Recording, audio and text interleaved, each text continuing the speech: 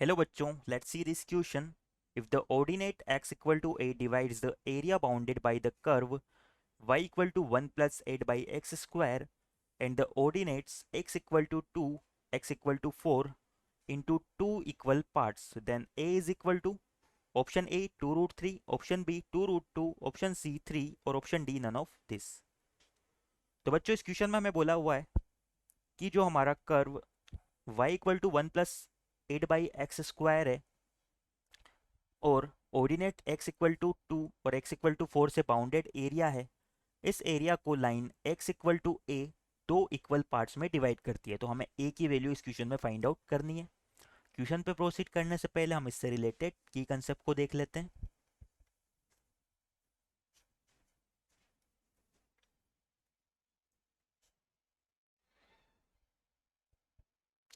तो बच्चों अगर एरिया की बात करें किसी कर्व से और दो ऑर्डिनेट से बाउंडेड एरिया की, तो ये हमारा किसके इक्वल होता है? एरिया, जिसे मैं a के इक्वल मान लेता हूं। तो area a which is bounded by curve y equal to fx and ordinates x equal to a comma x equal to b is equal to, तो ये हमारा एरिया a इक्वल होता है integration of limit a to b f of x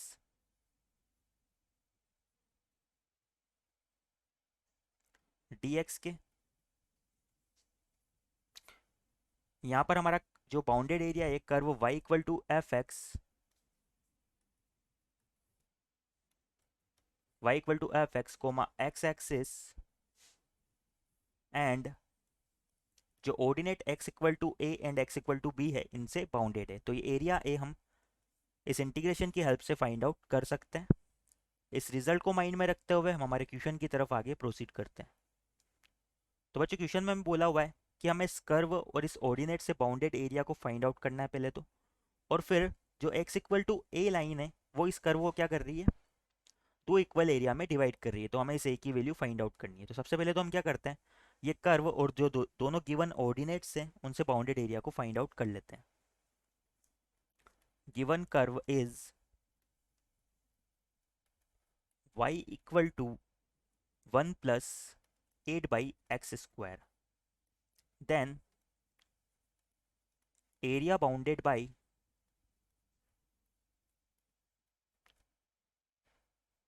y equal to 1 plus 8 by x square comma ordinates x equal to 2 and x equal to 4। तो ये area हमारा किसके equal हो जाएगा? हमारा एरिया a इक्वल हो जाएगा integration of limit 2 to 4 1 plus 8 by x square dx के। इसे फाइंड आउट कर लेते हैं। 1 का इंटीग्रेशन हमारा हो जाएगा x और 8 बाई एक्स स्क्वायर का इंटीग्रेशन हमारा हो जाएगा माइनस ऑफ 8 बाई एक्स, और हमारी लिमिट हो जाएगी 2 से 4। तो यहाँ से जब हम लिमिट पुट करते हैं तो हमारा एरिया इक्वल आ जाएगा 4 माइनस 8 बाई 4 यानी कि 2 माइनस 2 प्लस 4 बाई 2 यानी कि यह हो सॉरी 8 बाई 2 यानी कि ये हो जाएगा 4। तो यहाँ से हमारा माइनस टू यानी कि 4 से 4 कैंसिल हो जाएगा। तो हमारा एरिया इक्वल आ जाएगा 4 स्क्वायर यूनिट के।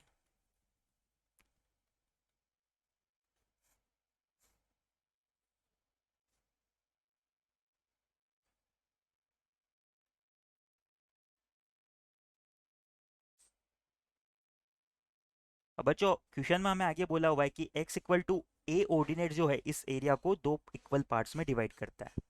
तो मैं क्या करता हूँ, लेट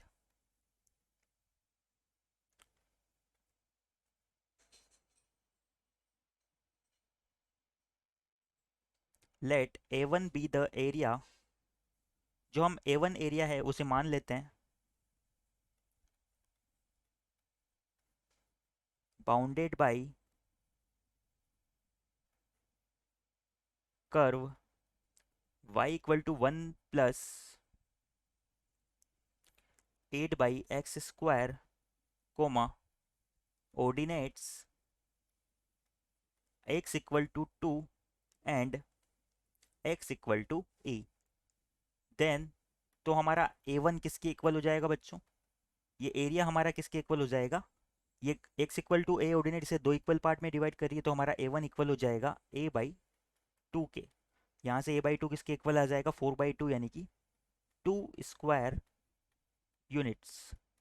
नाउ इस a1 एरिया को हम इंटीग्रेशन की फॉर्म में लिखते हैं एंड जो मेरा a1 है वो इक्वल हो जाएगा integration 2 to a 1 plus 8 by x square dx। और a1 हमारा किसके इक्वल है? 2 के इक्वल। तो इस इंटीग्रेशन को हम सोल्व कर लेते हैं। तो यहाँ से हमारा 1 का इंटीग्रेशन हो जाएगा x और 8 बाई एक्स स्क्वायर का इंटीग्रेशन हो जाएगा माइनस ऑफ 8 बाई एक्स। और इसकी लिमिट हमारी हो जाएगी 2 से a। ये इक्वल हो जाएगा हमारा 2 के। इसे सिंप्लीफाई कर लेते हैं तो ये हो जाएगा a minus 8 by A minus 2 plus 8 by 2 यानी कि 4 इक्वल हो जाएगा 2 के। यहाँ 4 में से 2 माइनस होंगे तो 2 हो जाएगा और RHS वाली साइड में भी 2 है तो ये आपस में कैंसिल हो जाएंगे। तो इससे हमारा a इक्वल आ रहा है 8 बाई ए के। या हम लिख सकते हैं क्रॉस मल्टीप्लाई के बाद a स्क्वायर इक्वल आ जाएगा 8 के। अगर a स्क्वायर 8 के इक्वल है तो मेरा a इक्वल क्या आ जाएगा? 2√2 के। यहाँ पर हम नेगेटिव साइन नहीं लेंगे क्योंकि a जो है हमारा ये x इक्वल टू 2 और x इक्वल टू 4 के बीच में ही आना चाहिए। तो हमारा a इक्वल आ जाएगा 2√2 के। एक बार हमारे ऑप्शंस देख लेते हैं हम। तो इस क्वेश्चन के रिगार्डिंग हमारा ऑप्शन बी 2√2 करेक्ट हो जाएगा।